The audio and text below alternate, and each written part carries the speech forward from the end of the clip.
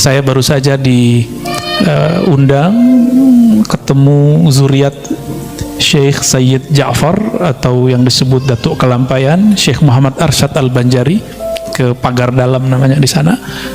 Diterima baik, alhamdulillah. Ada Guru Daud, ada guru keturunan Guru Zain, mereka zuriat Bani Arsyad ya. Saya diperlihatkan Quran yang dulu disalin oleh beliau, ternyata tidak ada nomornya. Jadi ilmu menguasai nomor itu ya ilmu khas sekarang ya. Yang penting sebenarnya mengetahui isinya. Tapi kalau ada orang yang mengetahui nomornya, itu juga bagus, tidak masalah ya. Tapi nomor bukanlah segala-galanya ya.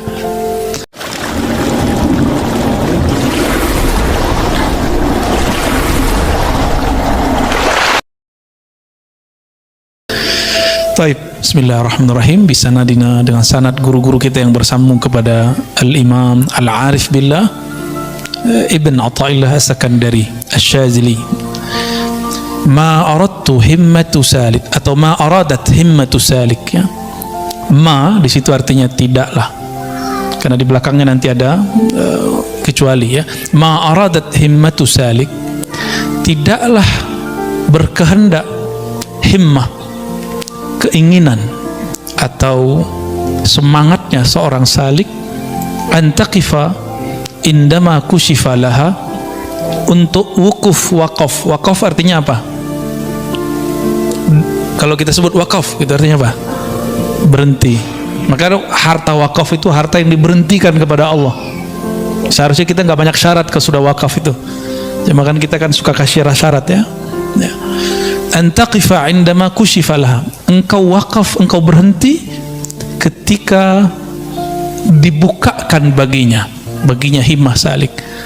Maksudnya begini, kita kalau zikir, kalau ngaji, kalau belajar sholawat, nanti mengalami pengalaman spiritual, itu ada bisikan atau kadang batin kita dibuka oleh Allah. Kadang-kadang kita keasikan di situ, dan kebanyakan yang tergelincir itu orang yang dibukakan dalam bab mukasyafah fisyifa atau mukasyafatut tibbiyah, dalam bab mengobati. Nah, ini banyak. Atau dalam bab kashful uyub, dibukanya aib orang lain. Kita banyak yang senang di situ. Tapi sekarang untuk kasyaf nggak perlu pakai ilmu rohani, cukup buka YouTube. Ya, mau lihat nih si orang nih buruknya apa, kesesatan si fulan. Jangan percaya, jangan percaya. Ya, karena itu YouTube. Ya, ya. Sepakat ya? Buka FB, di FB begini, jangan percaya. Jangankan bagian sosial media, bahkan pengalaman rohani pun nggak boleh berhenti, nggak boleh percaya di situ, karena di dalam batin akan ada yang memanggil, akan ada yang memberikan irsyad, petunjuk. Apa katanya? Illa wanadathu hawatiful haqiqah. Orang-orang yang mengikuti was-was tadi ya, ilham-ilham al-youtubiyah, ilham-ilham al-facebookiyah dan sejenisnya, apalagi ilham-ilham nafsiyah ya, khatir, namanya khatir, masuk ke hati, masuk ke pikiran, bikin gelisah. Dan salah satu yang paling berbahaya adalah ciri-ciri dari syaitan dan nafsu jiwa, munculnya syak, itu pertama. Yang kedua su'uzzan, buruk sangka. Yang ketiga gelisah. Nah, turunannya nanti tengkar sama orang, berselisih sama kawan, bisa-bisa rumah tangga pecah, bisa-bisa pertemanan rusak.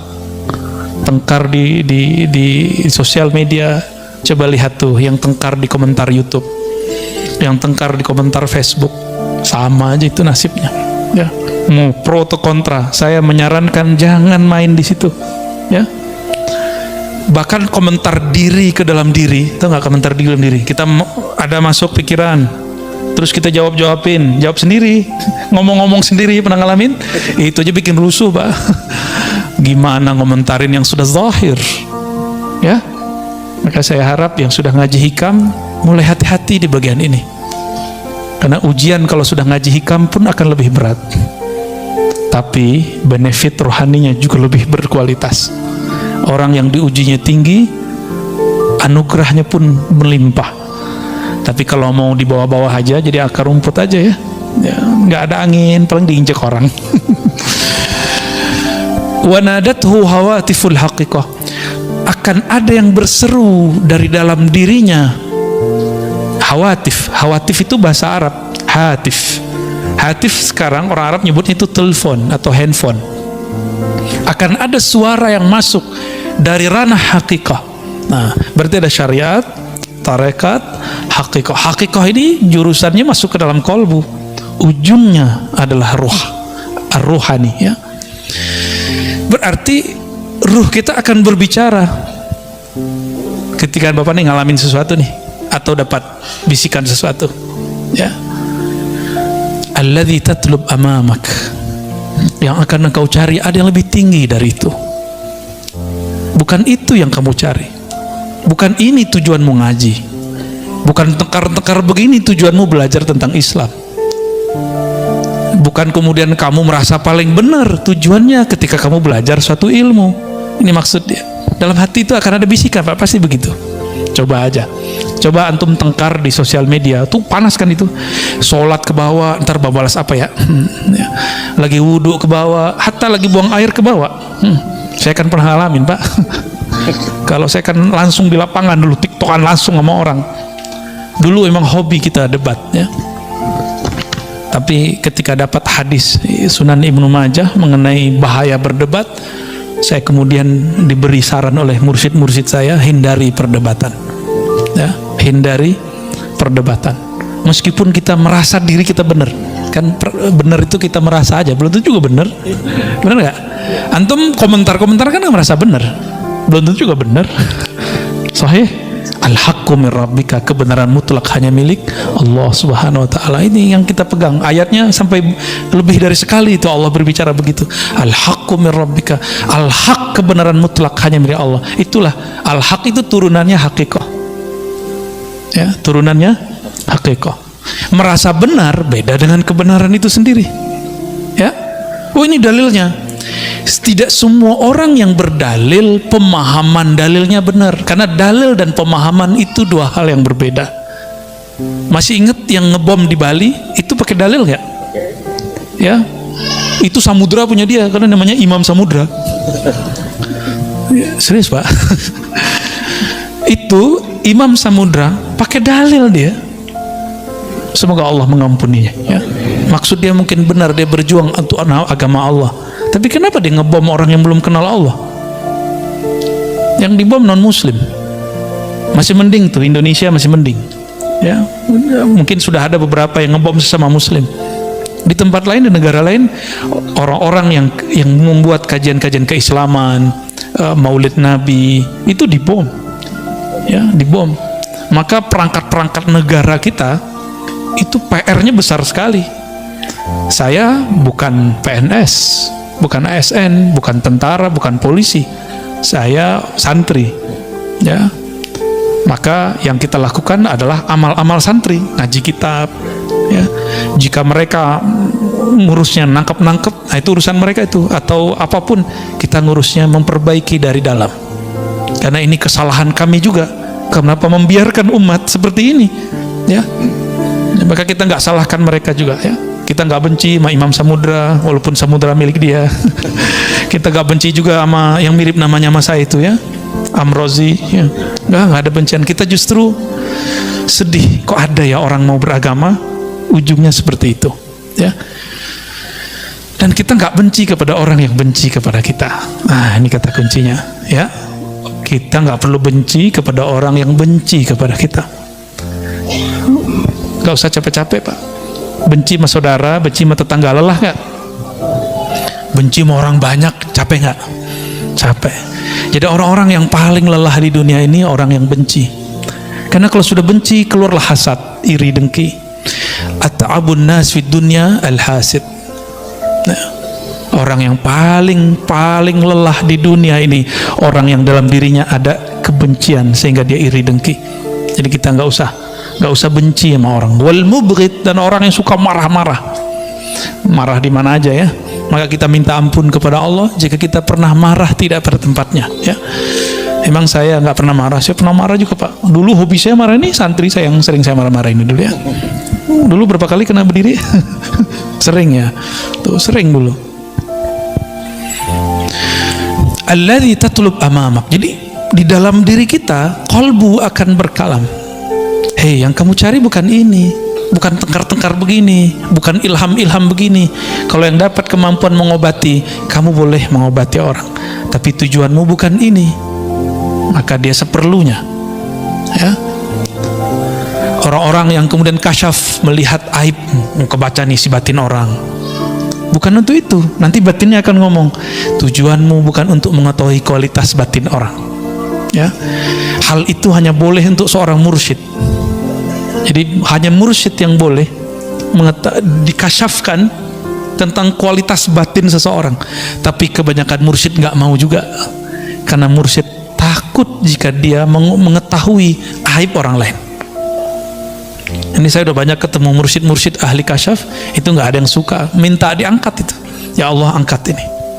Dan rata-rata mursyid saya mazhabnya mazhab husnuzon. Apa artinya? Alirannya berbaik sangka, jarang yang berburuk sangka. Wala tabarrajat zawahirul mukawwanat illa nadathu haqa'iquha. Tidaklah silau zawahir, penampakan mukawwanat alam. Alam itu ada alam yang zahir, ada alam yang batin. Alam fikiran termasuk ilmunya. Ini Bapak faham sesuatu itu udah alam. Alam pemahaman namanya. Apalagi merasakan suatu pengalaman zikir, ya. Pengalaman zikir ada macam-macam Pak. Ada teman kita yang waktu zikir dia nggak ngerasa badannya ada yang zikir udah berkali-kali nggak ngerasa apa-apa juga ada. Ini ujian. Ketika si temannya bercerita, saya kalau zikir terasa begini, temannya bingung, lah dia bisa ngerasa gitu, kenapa aku enggak? Ini ujian buat dia. Apakah dia zikir nanti ingin merasakan itu, atau dia zikir ingin mendapatkan ridha Allah Subhanahu wa ta'ala? Atas dasar itulah masyayikh kita memberikan suatu doa kalau mau zikir. Ilahi anta maksudi, ya Rabb, hanya engkau tujuanku, bukan pengalaman-pengalaman batin itu, tapi bertemu engkau yang maha batin, merasa dipandang oleh engkau yang maha batin, itulah tujuanku. Jadi batin-batin yang lain gak penting Pak, udah ketemu Allah, ya. Kalau antum sudah bersama pemilik yang zahir dan batin, masih butuh gak itu? Gak perlu. Maka pengalaman-pengalaman itu simpen aja lah, ya. Ini banyak yang mengalami sesuatu, gak usah ceritain ke orang dah, ya. Hatta gak usah ceritain ke saya lah, ya. Saya juga punya pengalaman rohani dan saya gak banyak ceritain ke orang kok. Tapi yang penting-penting saya ceritakan. Untuk apa? Untuk tarbiyah, bukan untuk apa-apa juga, ya. Simpan aja, tulis sendiri, jadikan diary pengalaman rohani. Nanti kalau sudah berapa lama antum dikasih petunjuk oleh Allah, mana yang dari setan, mana yang dari halu. Ada yang halu loh Pak, ya. Serius ada yang halu. Namun kalau orang sudah mengerti bab ini, dia akan tahu, ya, secepatnya, nggak lama, ya. Nah, di sini kita harus hati-hati. Apa bisikan yang di dalam hati ketika kita kasyaf, ketika kita melihat sesuatu? Innama nahnu fitnatun fala takfur. Itu semua yang kita lihat, dia akan berbicara secara sir.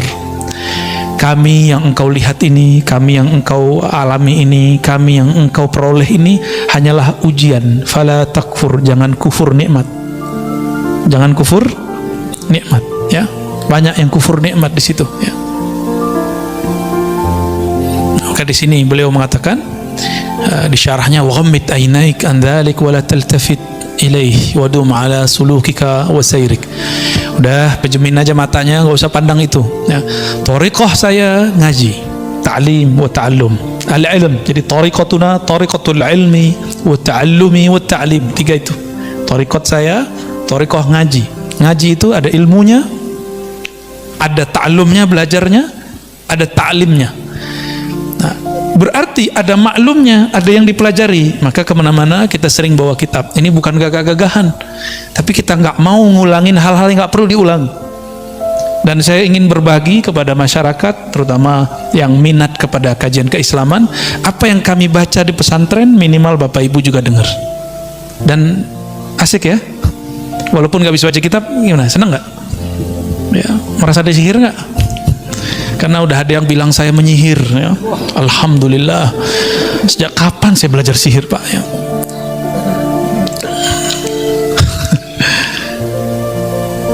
Dan antum percaya nggak aneh penyihir? Hah? Percaya nggak? Mana ada penyihir sholawatan gitu? Percaya nggak kalau saya liberal?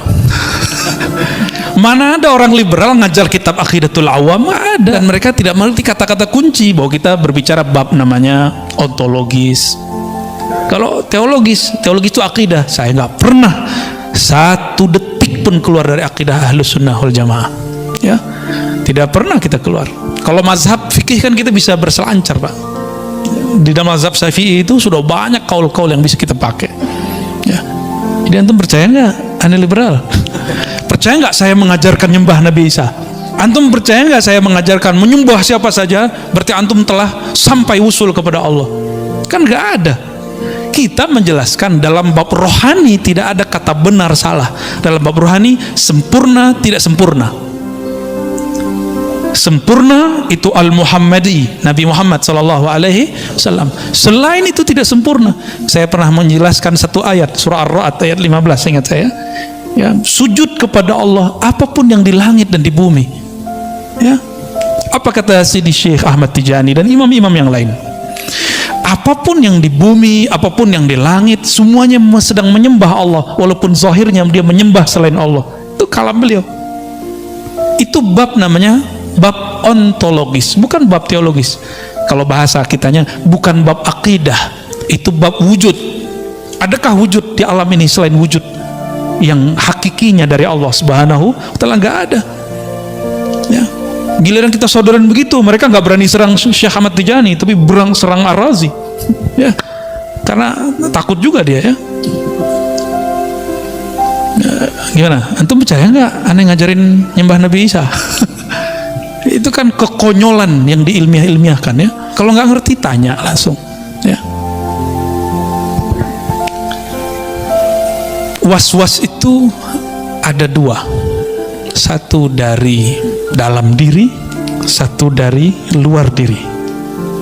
Yang dari luar diri ini ada syaitan bertubuh manusia, syayatinul insi, dan yang kedua syayatinul jinni, setan jin. Apa yang dia bawa? Was-was, yuwaswisu fi sudurin nas. Ya, dia mewaswaskan manusia. Ya, maka saya menghimbau siapapun, tolong jangan terlibat perdebatan, pertengkaran yang ada di sosial media, karena itu akan membawa was-was. Unfriend aja ya. Saya pernah menyampaikan dalam kajian Mukhtasar Ihya, imam kita Imam Syafi'i. Ini mazhab Syafi'i bukan? Ya, antum mazhab yang lain juga boleh, nggak apa-apa. Tapi ini imam kita ya, imam kita semua. Imam Syafi'i pergi ke pasar ya. Nyampe di pasar, ada orang ngomong menghina-hina, kata-kata kasar. Ya. Di belakangnya ada murid beliau, santri beliau namanya Al-Buwaiti. Kita sekarang nyebutnya Imam Al-Buwaiti. Apa kata Imam Syafi'i? Tutup telingamu, jangan dengarkan sampah-sampah, karena ini semua adalah sampah yang akan membuat bau pendengaranmu, akan mengotori pandanganmu. Ternyata manhaj ini dipakai oleh gurunya Imam Abul Hasan Al-Asy'ari, namanya Abul Hasan juga ya. Imam Abul Hasan yang ini beliau mengatakan ketika 3 muridnya datang, apa kata beliau Abul Hasan ini? Kalian tidak usah memandang wajahku. Jadi belajar di belakang tirai. Karena kalian baru saja melewati pasar, di pasar mata kalian baru saja dikotori. Kalau kita kan bilang cuci mata. Kalau beliau bilang enggak, kalian habis ngotorin mata. Nanti kotorannya nyebar ke saya. Jadi ternyata beliau ini kasyaf. Karena kasyaf Allah bukakan pintu rohaninya. Jika dia memandang mata, dia tahu antum habis kalian nonton bokep, itu dia tahu. Ya, habis ngeliatin aurat orang, habis buka status yang nggak benar, habis tengkar di Facebook, itu dia tahu. Kalau zaman sekarang ya, kalau dulu seperti itu, maka dia nggak berani lihat, dia khawatir membaca aib orang lain. Tuh. Ada Al-Baqillani, ada imam-imam Isfaraini ya, ada Fawraq ya, banyak sekali. Nanti yang tiga tuh saksi bahwa gurunya wali-wali Allah kasyaf ya. Nah ini kasyaf ini terjadi di beliau dan Allah tidak angkat. Karena Allah tidak angkat, maka dia tutup. Dia lebih baik tidak melihat mata seseorang. Coba kalau kita buka atu-atu kan gawat Pak. Ya, di mata saya juga udah banyak maksiat ya. Sebenarnya masih banyak penjelasannya, minimal sudah dapat intinya bahwa jika antum dapat kasyaf atau ada kasyaf Facebookia, kasyaf YouTubea, dapat informasi dari sana, jangan langsung percaya. Oke? Nah, ini penting sekali, penting dalam beragama. Capek ya. Nggak perlu, tidak membuat hati kita tenang, tinggalkan. Sepakat? Ya. Oh, dia memancing emosi saya. Nah, ini ujian buat kita. Ya, maklum sih manusiawi ya. Makanya sebaiknya daripada debat hindari. Jangan ketemu, nggak usah ketemu. Kita diremehin mah, dia harga diri gua di mana kan gitu. Ya itu ujian antum di situ, merasa diri berharga.